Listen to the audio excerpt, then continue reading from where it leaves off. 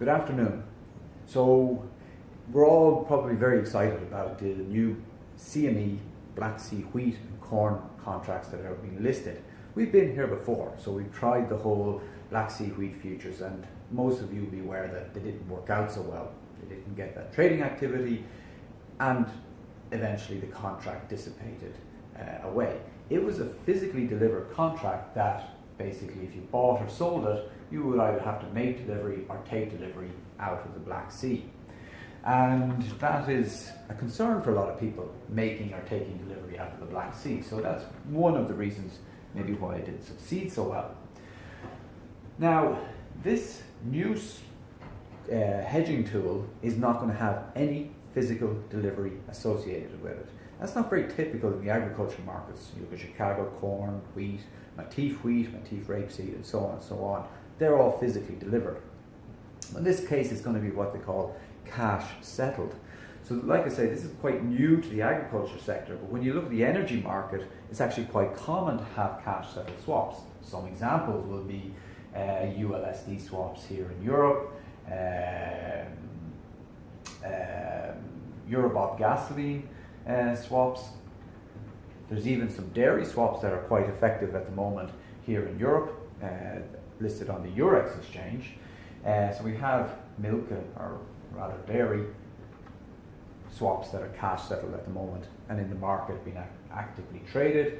And finally, getting closer to the agriculture industry, we've got T2 ethanol and biodiesel swaps. So there's precedent for these cash settled swaps to be used as hedging tools.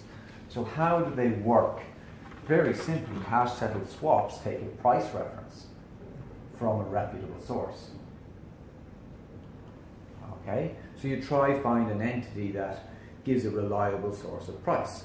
And in this instance, the entity chosen by the CME is Platts. So not many of you will be aware of Platts unless you've come from the energy sector. And Platts will be a long-standing company in the energy sector that basically report on the market, interact with participants, and post prices for energy products in their reports. Those posted prices in the report each day then become the basis for a financial settlement. So the financial settlement is based typically on an arithmetic mean or average. So Platts post their report each day, and they'll say the price for a particular commodity is X. They'll post a report the next day, and the next day, and the next day, and then at the end of each month we'll have 20 or so pricing points, we'll average them out, and we'll have an average for that month. Then, once we have this reliable source and these reliable prices and these averages being developed over time, we can start to trade swaps against them.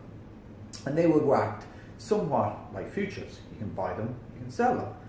Except at the end, you don't make or take delivery like with regular futures on Matif or Chicago, but you're financially settling it with no obligation to make or take delivery. However, you do have the obligation that your price is going to be referenced against the average of the prices posted in these reports.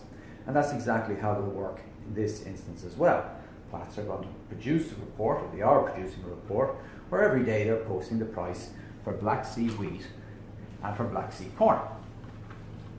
So, in this particular instance, if we look at wheat and we look at the Black Sea, they're looking at a price point in Novorossiysk for 12.5% protein wheat. And the vessel size that they're going to be referencing on a consistent basis are going to be Handys or Panamax vessels.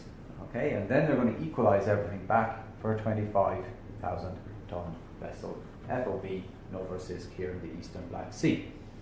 There'll be a particular methodology in place to ensure that if there isn't a price reference on any given day exactly for Novorossiysk, for exactly this range of vessel, well then they'll look at some of the other competing Black Sea origins and work back freight differentials to again get us back to this price reference that we'll be trading our swap against. Failing that, they'll look at other origins outside of the Black Sea, in EU, for example, and failing that, they can look at some of the destination markets like Egypt, and again, work back freight to get that FOB 12.5% protein wheat in there. So if you were to buy or sell the swap, you would essentially work a little bit differently than in your regular futures. So some people have a platform and where they can see the offers lined up and the bids lined up, and then there's ultimately a trade price in the middle. It'll work a little bit more differently this time, where there's going to be more of a bilateral relationship between you and the market.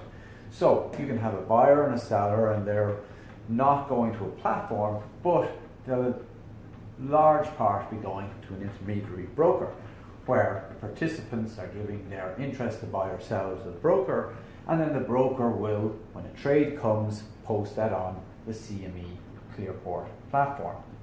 And then it gets logged on the exchange as a trade at price X.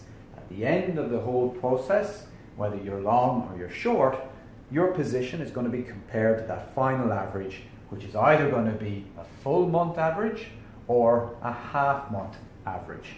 So you can do the first half NOV Black Sea wheat swap, or the second half NOV, or the full month NOV average price. But bear in mind, you're not trading the final price as posted by Platts or a final price for a delivery.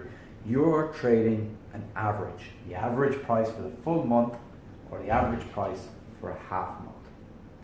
There's a lot of information available on the CME exchange, or if you want to reach out to any of us here in FC Stone, we'll be glad to help. Thank you.